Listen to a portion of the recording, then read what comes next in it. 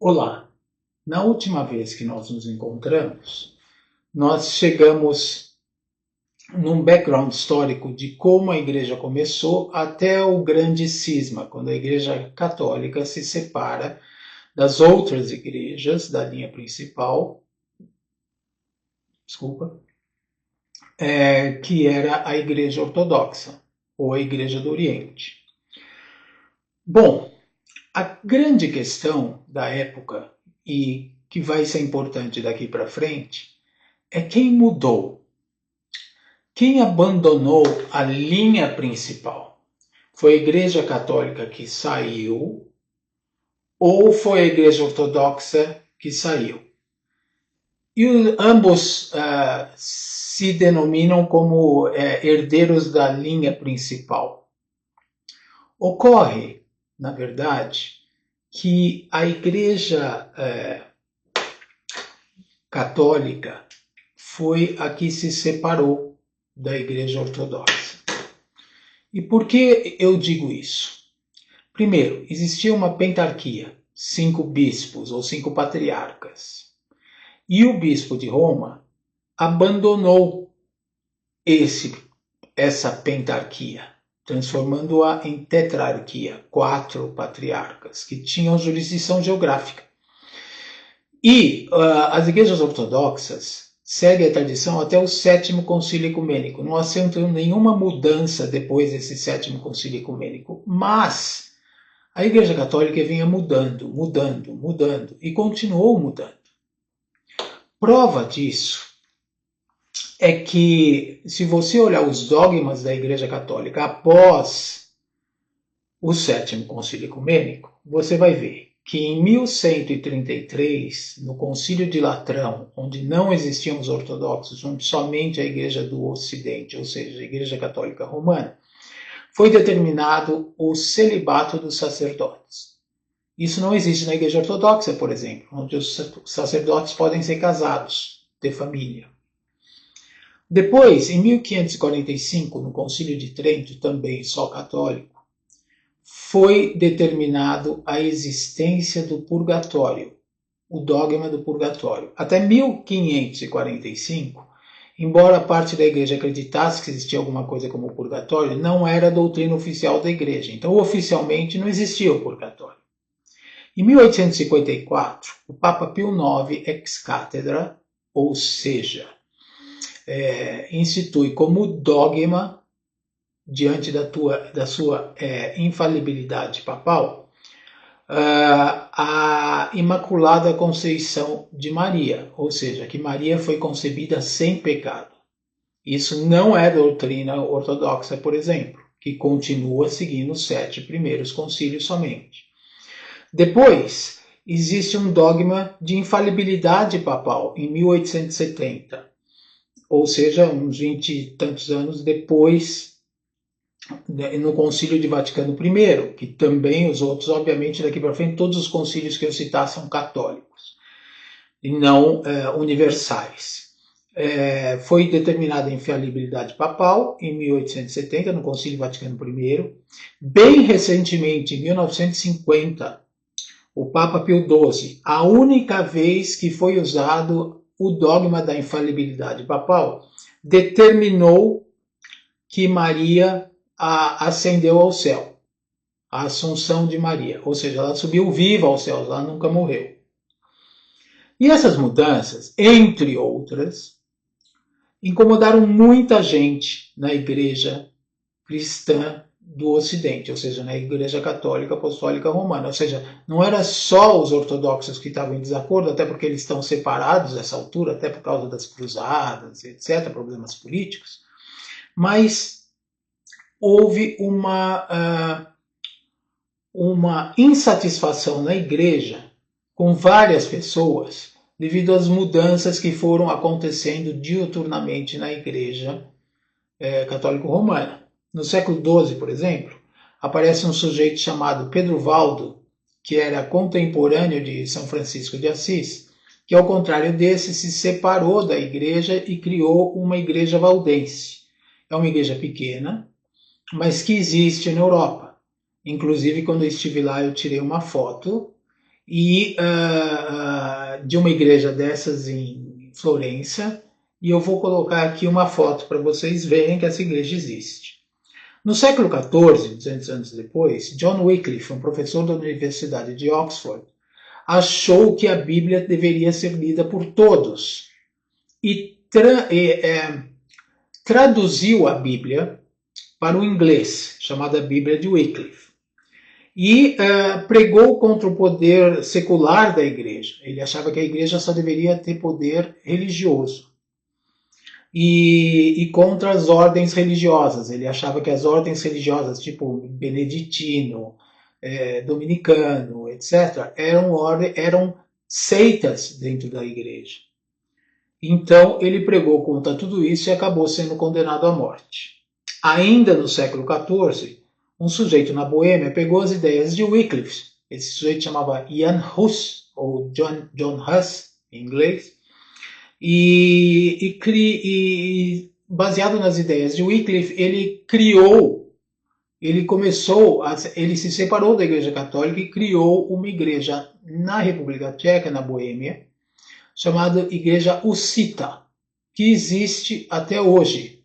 Existe uma igreja hussita em Praga, que eu também vou pôr aqui uma foto para vocês, uma estátua de John Hus bem na frente da igreja, e essa igreja se propagou para a América, por exemplo.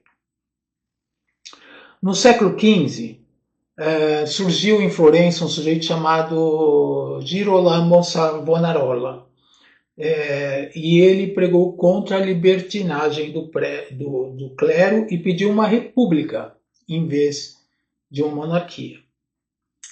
No entanto, essas pessoas chamadas pré-reformadores, Pedro Valdo, John Wycliffe, John Hus e Savonarola, são chamados de pré-reformadores porque essas pré-reformas nunca vingaram e foram adotadas por um país, um rei, etc. Eram sempre movimentos minoritários e marginalizados da igreja.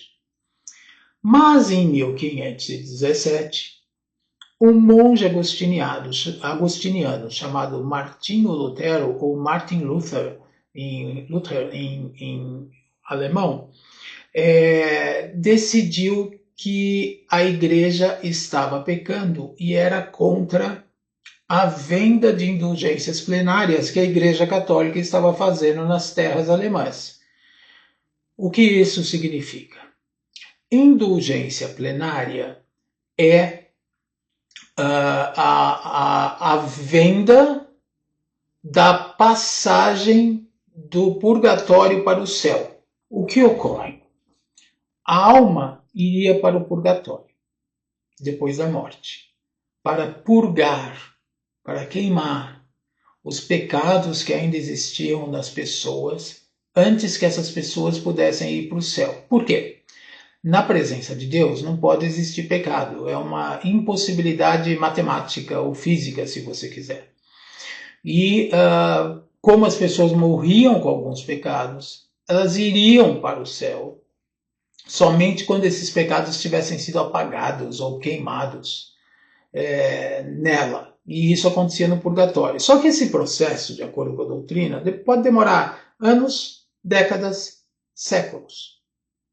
E quando a pessoa comprava uma dessas indulgências que a Igreja de Roma ofertou, a alma da própria pessoa ou de algum querido, um avô, um pai, etc., saía do purgatório, acabava com esse tempo de pagar por esse pecado residual e entrava nos céus.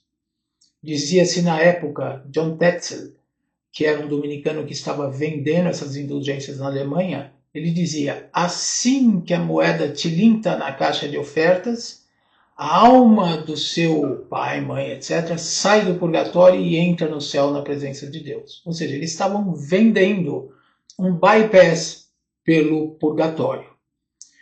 Baseado no quê? Baseado na riqueza de bem-aventuranças que Cristo adquiriu com seu sacrifício na cruz. Ora, Lutero, lendo a Bíblia, ele era professor de teologia e um monge agostiniano, falou: isso está errado. E o que ele fez? ele foi na porta da igreja do castelo de Wittenberg e pregou 95 teses contra a venda de indulgências plenárias pela Igreja Católica. Ele queria discutir o assunto. Ele não queria romper com a igreja, ele queria discutir o assunto, que isso estava teologicamente errado, que isso não era honesto. E pregou essas teses. Bom, essas teses, se discutidas, causariam um mal terrível financeiro à Igreja Católica, porque ela dependia desse dinheiro das terras alemãs para construir a Capela Sistina, a nova Catedral de São Pedro em Roma, e pagar aqueles artistas tipo Michelangelo, Rafael, entre outros, que adornaram todas aquelas igrejas. A arte que a igreja comprava tinha que pagar para os artistas. E baseado nisso, nessa necessidade financeira, eles começaram a vender essas indulgências. Ora, o Papa não ficou nada contente com isso, e com outros escritos de Lutero contra o sistema que estava ocorrendo na Igreja Católica. Não era só esse problema, haviam outros problemas. E Lutero foi chamado para uma dieta, para uma reunião do Império Romano Germânico, que o imperador era Carlos V, e lá ele foi confrontado para negar os seus escritos e as suas atitudes contra a Igreja Católica de então. E ele chegou na frente do imperador, na frente dos cardeais e na frente dos príncipes alemães que estavam nessa reunião política, chamada Dieta, e falou, o imperador Carlos V perguntou, você nega e renega seus escritos contra a Igreja? Ele falou, se vocês me mostrarem na Bíblia onde o que eu escrevi está errado, eu renego. Se vocês não acharem na Bíblia, foram se basear em concílios católicos que disseram A e depois B, etc., que se contradizem entre si, mas não se basearem no texto bíblico, eu não vou renegar nada disso. Minha consciência está cativa à Bíblia. Não vou fazer isso sob qualquer pena, que Deus me ajude. Nesse momento é quando se considera o início da nova fé luterana, ou seja, a partir desse momento, o Papa excomunhou Lutero da Igreja, ele deixou de ser padre, sacerdote, ele pegou em praça pública a bula de excomunhão que chama-se Exsurgi Domine. Se você tiver oportunidade de procurar na internet bula de excomunhão de Lutero ou bula papal Exsurgi Domine, você vai. É muito interessante ler o primeiro parágrafo dessa bula de excomunhão. Maravilhosa. Exsurgi Domine, levante-se Deus. A bula começa com alguma coisa, levante-se Deus aos javalis, aos porcos selvagens que estão destruindo a sua seara. Levante-se Deus àqueles que querem destruir a obra de Pedro e Paulo. É muito interessante você ler isso. Esse texto existe, traduzido em várias línguas, talvez até em português. De qualquer maneira, a partir desse momento, em 1517, começam a surgir os seguidores de Lutero. E não eram só pessoas como nos pré-reformadores, eram também governantes com poder político que começaram a seguir Lutero. A partir de então começou esse grupo que hoje se chama luteranos, que seguem as doutrinas que Lutero e depois seu amigo Philippe Melanchthon propagaram na época. É o que se chama hoje de Igreja Luterana ou Reforma Luterana. Isso foi em 1517 que se iniciou. Em 1522, também num outro país de fala alemão, num cantão suíço, no caso Zurique, um padre também chamado Ulrich Zwingli, ou Ulrico Zwingli em português, inspirado em Lutero, começa uma reforma na Suíça, que tem características diferentes da reforma luterana. Eu vou fazer um vídeo só sobre as diferenças doutrinárias, por enquanto eu estou tratando da história. E assim começou a reforma na Suíça, em 1522. No final da década, morre Zwingli e outras pessoas tocam a reforma. Em 1518, logo depois de Lutero e antes de Zwingli, aparece um novo reformador em Estrasburgo. Estrasburgo é uma região que fica na Alsácia, que ora pertenceu historicamente à França, ora à Alemanha, ora à França, ora à Alemanha, e portanto ficou sendo uma cidade bilíngue. Nessa época pertencia à França, e um sujeito chamado Martin Bucer foi o reformador em Estrasburgo, também de fala alemã. E esse sujeito acabou intermediando a relação entre Lutero e Zwingli, que apesar de ambos serem reformadores, tinham uma posição totalmente ou significativamente diferente teológica. Basicamente, eles divergiam na Santa Ceia, no entendimento da real presença de Deus, de Cristo na Eucaristia. Se o corpo de Cristo e o sangue de Cristo estavam presentes na Eucaristia, na Santa Ceia, ou se era simplesmente memorial, para se lembrar. Lutero fala, Cristo disse, esse é o meu corpo, esse é meu sangue que é dado ou derramado por vós. E Zwingli dá a ênfase no fazer isto em memória de mim. Então, para Zwingli, esse ato é memorial. Para Lutero, esse ato é real. A real presença existe porque Cristo falou, esse é o meu corpo, esse é o meu sangue. Zwingli diz, não, ele falou que fazer isso em memória de mim. Então é simplesmente um ato memorial sem uma real presença do corpo e sangue de Cristo com os elementos ou nos elementos. Então acontece, até aqui já temos a reforma de 1517 na Alemanha, a reforma em 1518 em Estrasburgo e a reforma de 1522 na Suíça de fala alemã. Em 1522 aparece um sujeito fazendo uma reforma em Münster, na cidade de Münster, na Alemanha. Esse sujeito chama-se Thomas Müntzer, e o que se chama de reforma radical. Por que reforma radical? Porque nessa reforma ele quer fazer uma reforma não só na igreja, mas também na sociedade. É uma reforma que ele quer que a igreja seja, e a sociedade, como na época de Cristo, onde todas as propriedades eram divididas, etc. E essa reforma, obviamente, os príncipes locais não engoliram. E perseguiram ele, e Thomas Müntzer, que foi o iniciador dessa reforma, acabou tendo essa reforma afogada. Essa reforma foi combatida em guerras civis mesmo, nesses lugares. A Alemanha não era um país só, era um monte de principados. E tem alguns principados onde Thomas Müntzer conseguiu implantar a sua reforma, e ele acabou sendo morto 3 anos depois, em 1525.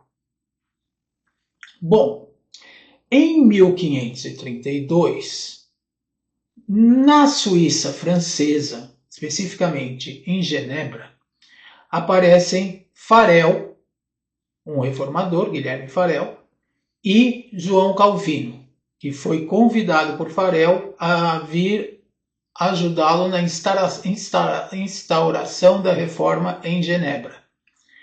E essa reforma progrediu, é chamada hoje de calvinismo, acabou sendo encampada por boa parte da Suíça, embora boa parte também ainda utilize o zwinglianismo, tá? Uma reforma de Zwingli.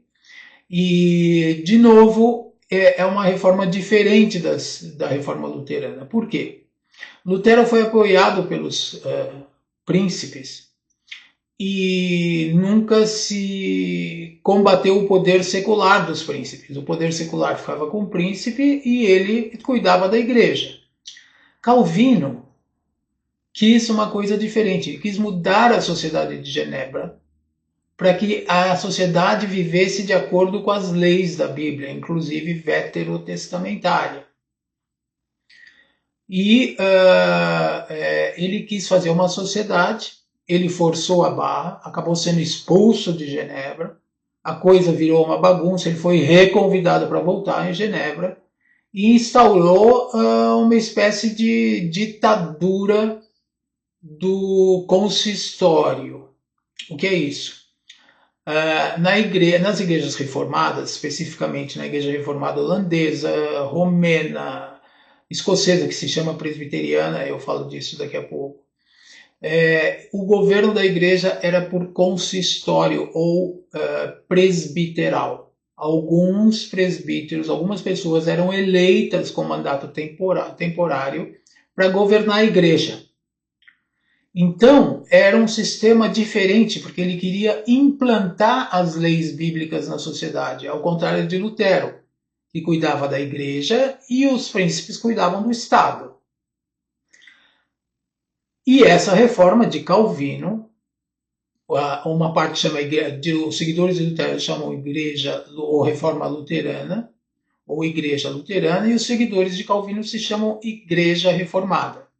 Calvino foi muito mais ágil em enviar missionários a outros países para que se mudasse, para que se implantasse a reforma em outros países. John Knox, por exemplo, foi um discípulo de Calvino que foi para a Escócia e lá implantou o que se chama, na língua inglesa, de presbiterianismo.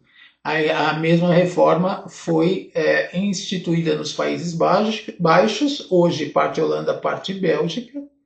Na França, onde os calvinistas foram chamados de huguenotes, e em outros países, na Hungria, na Romênia, etc. Hoje, o maior ramo do protestantismo histórico é o calvinismo e não o luteranismo. Mas são várias igrejas, não é só a igreja presbiteriana, a igreja reformada, mas também igrejas com tradição calvinista, mas com um modelo de governo diferente, como as congregacionais e as batistas. Há muitos calvinistas entre os batistas. E as igrejas luteranas se difundiram eminentemente pelo norte da Alemanha e pelos países escandinavos. Depois, todas essas igrejas vêm para a América com missionários. E a última reforma que nós vamos falar foi a reforma de Henrique VIII, em 1533, na Inglaterra. Henrique VIII era muito católico. Ele não quis separar da igreja. E ele casou com Catarina de Aragão, da Espanha, do reino de Aragão, na Espanha. E Catarina não lhe deu herdeiros, filhos homens, para herdar a coroa. Então ele tentou anular o casamento porque Catarina não o deu herdeiro homem. Até nasceram alguns, mas morreram, etc. Então, o Papa falou, não vou anular seu casamento. Esses casamentos não eram feitos por amor, eram feitos por alianças nacionais, etc. Então o Papa falou, não vou anular esse casamento. Ele se perturbou de uma maneira que Henrique VIII, num dado momento, fala, eu estou rompendo com a Igreja Católica Romana, de hoje em diante vai existir a Igreja Inglesa e quem manda sou eu. Mas, na verdade, na época de Henrique VIII, ele não mudou a Igreja Católica, continuou igual, só que em vez de o Papa mandar, quem mandava era o rei da Inglaterra.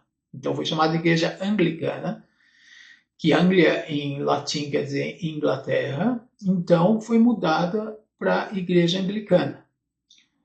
Acontece que com o tempo, várias pessoas influenciaram a teologia da igreja, a igreja foi se tornando cada vez mais protestante, mas não igual às outras, bem parecido com o católico. Por exemplo, se você vai numa missa anglicana, ela é muito parecida com a missa católica, clássica. Então, eu poderia dizer que hoje a teologia da igreja anglicana, embora seja bem flexível, é mais protestante, enquanto a forma é eminentemente católica, com todas as mesmas vestimentas, etc. Essa igreja, chamada anglicana ou episcopal, nos países onde o rei não tem, o rei da Inglaterra não tem jurisdição, igreja episcopal ou igreja anglicana é uma igreja de, eu vou dizer, vai teologia protestante e forma católica, que se chama normalmente, se autodenomina inclusive a via do meio, alguma coisa entre a igreja protestante, Calvino Lutero, e a igreja católico-romana.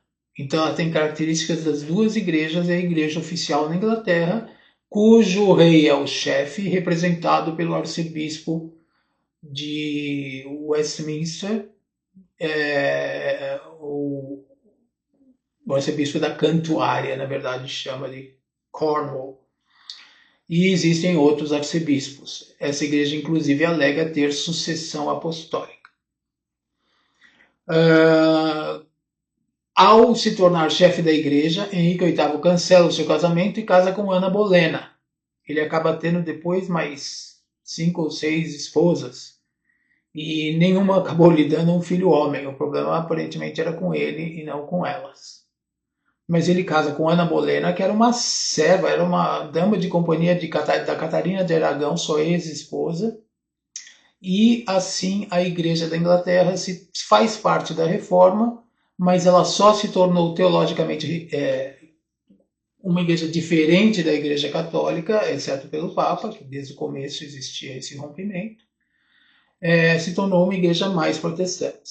Em 1532 aparece um grupo, que é o último que eu vou mencionar hoje, da reforma religiosa ou as igrejas históricas, que são os anabatistas, aqueles que rebatizavam as pessoas.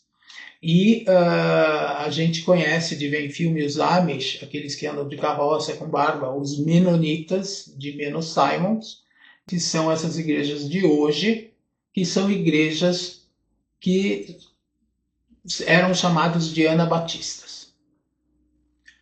No próximo encontro, nós vamos dizer como que a igreja continua, e vai ser muito importante para o surgimento dos pentecostais e neopentecostais a partir dessa reforma histórica, a partir da reforma do século XVI. Mas, por enquanto, existem as igrejas reformadas ou calvinistas, as igrejas luteranas, os anabatistas e a igreja anglicana. A igreja reformada, pode-se dizer que existem um ramo suíço mais zwingliano e o resto um ramo mais calvinista. Então, na próxima reunião, nós vamos começar por aqui e vamos conversar sobre o que aconteceu depois dessas reformas.